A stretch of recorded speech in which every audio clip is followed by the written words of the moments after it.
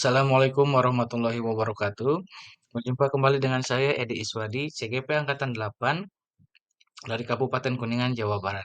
Pada kesempatan kali ini, saya akan mempresentasikan pendekatan inquiry apresiatif dengan tahapan bahagia untuk tugas ruang kolaborasi modul 1.3. Assalamualaikum warahmatullahi wabarakatuh. Inilah kelompok kami.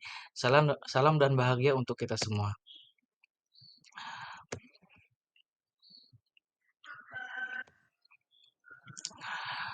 Presentasi ruang kolaborasi modul 1.3. Sebelum itu saya akan memperkenalkan dulu anggota kelompok 141. Yang pertama itu Bapak Ayib dari SMPN 2 Cidahu, yang kedua itu Ibu Yani dari TK Kalangenan, yang ketiga Bapak Dani Ardani dari SMAN 1 Cidahu, yang keempat Ibu Cahyani, dan yang kelima saya sendiri Edi Iswadi dari SMPN Negeri 2 Ciwidey. Visi kelompok kami yaitu mewujudkan murid yang religius, bernalar kritis, berjiwa pemberani, dan menguasai IT. Sedangkan prakarsa perubahan, hasil diskusi kelompok kami yaitu mengembangkan pembelajaran yang dapat meningkatkan kreativitas dan kemandirian siswa. Prakarsa perubahan dengan format atap. Format atap di sini yang pertama aset, yaitu kekuatan, modal, potensi sekolah, murid komunitas yang teridentifikasi dapat membantu meningkatkan kualitas pembelajaran murid. Dan tantangan, yaitu keresahan maupun tantangan yang harus dilalui demi mewujudkan harapan dan mencapai visi tersebut. Dan yang kedua, aksi. Di sini kontribusi individu pendidik yang dapat dimanfaatkan untuk mewujudkan harapan atau mencapai visi.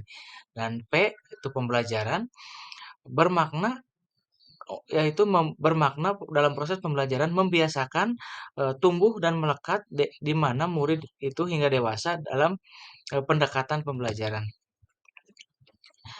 Yang pertama aset. Para guru yaitu sudah bisa menggunakan laptop dan smartphone untuk menunjang kegiatan belajar mengajar. Dan yang kedua, siswa menguasai penggunaan perangkat IT seperti smartphone, tablet, laptop, dan yang sebagainya. Dan yang ketiga, koneksi internet di sekolah dapat digunakan untuk seluruh warga sekolah. Tantangan. Pernyataan masalah yaitu perilaku siswa dalam kegiatan belajar mengajar belum memiliki sikap atas dasar kemauan sendiri, pilihan sendiri, dan masih bergantung pada orang lain. Tantangannya yaitu menumbuhkan sikap kemandirian siswa sehingga tumbuh rasa percaya diri dan kreativitas. Yang ketiga yaitu tahapan yang ketiga aksi. Menciptakan pembelajaran yang menstimulus kemandirian siswa, misalnya dengan menggunakan metode pembelajaran berbasis proyek ataupun berbasis masalah. Dan tahapan yang terakhir yaitu pembelajaran. Para siswa menjadi terbiasa menyelesaikan permasalahan dalam kehidupannya nanti secara mandiri dan dengan kreativitasnya. Mengubah masalah bisa menjadi aset atau keunggulan. Lalu tahap berikutnya yaitu perubahan prakarsa dengan pendekatan tahapan bahagia. Prakarsa yang kelompok kami gunakan yaitu mengembangkan pembelajaran yang dapat meningkatkan kreativitas dan kemandirian siswa. Tahapan yang pertama yaitu buat pertanyaan utama atau define. Pada tahapan ini diharapkan dapat menyelidiki kekuatan, aset, potensi, peluang, mengidentifikasi tujuan, memprovokasi, atau menginisiasi perubahan prakarsa. Dan tindakan yang dapat dilakukan pada tahapan ini yaitu menggalang dan membangun tim perubahan, mendapatkan dukungan, serta mengkonfirmasi tingkat prioritas urgensi dari prakarsa perubahan yang dibuat. Dan kelompok kami sudah mendiskusikan pertanyaan pada tahapan ini yaitu apa yang harus saya lakukan untuk mengembangkan pembelajaran yang dapat meningkatkan kreativitas dan kemandirian siswa. Dan tindakan yang sudah kami diskusikan yaitu yang pertama mengajak kepala sekolah, wakasek, dan rekan guru yang lain untuk bertukar pikiran terkait pentingnya mengembangkan pembelajaran yang dapat meningkatkan kreativitas dan kemandirian siswa. Dan yang kedua yaitu membaca literatur mengenai kegiatan-kegiatan yang dapat mewujudkan pembelajaran yang dapat meningkatkan kreativitas dan kemandirian siswa. Di sini kita bisa menggunakan literatur digital ataupun kita mencari informasi dari media internet seperti apa pembelajaran yang dapat meningkatkan kreativitas dan kemandirian siswa. Langkah berikutnya, yang kedua yaitu ambil pelajaran atau discover.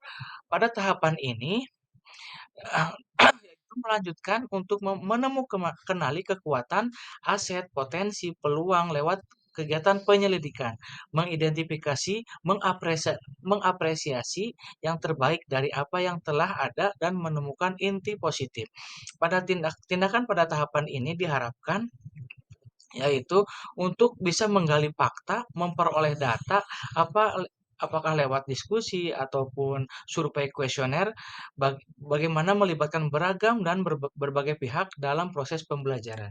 Dan kelompok kami sudah mendiskusikan pertanyaannya pada tahapan ini, yaitu siapa yang telah berhasil menerapkan kemandirian dan kreativitas pada siswa, dan yang kedua siapa saja orang yang dapat membantu kemandirian dan kreativitas siswa, dan yang ketiga apa situasi yang mampu menumbuhkan kemandirian dan kreativitas siswa. Dan tindakan yang dapat kita lakukan pada tahapan ini yaitu berkolaborasi, baik dengan kepala sekolah, guru, siswa, maupun orang tua dalam menggali informasi model yang dapat menumbuhkan kemandirian dan kreativitas siswa.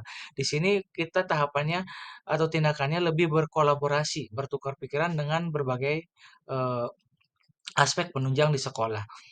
Lalu tahapan berikutnya, tahapan yang ketiga itu gali mimpi atau dreams. Pada tahapan ini diharapkan pertanyaan itu dapat menyusun narasi kolektif bila mana prakarsa perubahan telah terwujud dan gambaran masa depan yang membumi karena digali dari masa lalu yang positif. Tindakan pada tahapan ini yaitu dapat membuka kesempatan menjawab pertanyaan yang telah dibuat dan berproses untuk memaknai hasil temuan, menggali mimpi bersama-sama kapan, di mana, dan dengan siapa saja. Pada tahapan ini, kelompok kami mendiskusikan pertanyaan apa saja kegiatan yang dapat dilakukan untuk mengembangkan pembelajaran yang dapat meningkatkan kreativitas dan kemandirian siswa. Dan yang kedua, apa kebiasaan-kebiasaan baru yang saya bayangkan terjadi jika pembelajaran yang dapat meningkatkan kreativitas dan kemandirian tersebut berubah atau memberikan pengaruh pada anak dan bisa berjalan dengan baik. Lalu tindakan yang dapat kita lakukan pada tahapan ini yaitu membuat kegiatan yang membiasakan anak untuk mandiri dan kreatif secara konsisten dan berkelanjutan. Yang kedua, membuat gambaran, narasi, dampak dari kemandirian siswa tersebut. Sebagai contoh, anak tidak takut berbuat salah, mengambil pelajaran dari kesalahan dia tersebut dan berupaya memperbaikinya, dan berani berkreasi. Lalu tahapan keempat pada pendekatan tahapan bagja yaitu J, jabarkan rencana atau desain. Di sini kelompok kami mendiskusikan pertanyaan bagaimana menyiapkan pembelajaran yang dapat meningkatkan kreativitas siswa dan apa langkah pertama yang dapat dilakukan untuk mewujudkan kreativitas dan kemandirian siswa. Pada tahapan ini itu ya, tahapan di mana membantu mengidentifikasi tindakan konkret atau menjabarkan langkah-langkah yang diperlukan, baik langkah kecil sederhana yang dapat dilakukan segera atau langkah berani terobosan yang akan memudahkan keseluruhan proses pencapaian. Tindakan pada tahapan ini diharapkan itu dilakukan untuk terciptanya organisasi yang ideal dalam pencapaian mimpi, mempertahankan proses perubahan positif, dan menentukan kriteria kesuksesan pencapaian tahap demi tahap. Sedangkan tindakan yang sudah kami diskusikan pada tahapan keempat ini yaitu menyiapkan permainan dalam pembelajaran. Yang kedua, hindari kata salah atau menyalahkan kreativitas siswa. Yang ketiga, bebaskan anak bereksplorasi sesuai dengan imajinasinya. Yang keempat, memberikan pengalaman baru. Dan yang kelima, berikan apresiasi dan saran atas tugas kerajinan tangan yang dilakukan siswa tersebut. Lalu, langkah awal yang harus kita lakukan yaitu mewujudkan ketertarikan anak dengan pembelajaran yang menyenangkan dan memberikan tugas mandiri maupun kelompok untuk meningkatkan kreativitas siswa. Dan tahapan yang terakhir yaitu atur eksekusi atau deliver.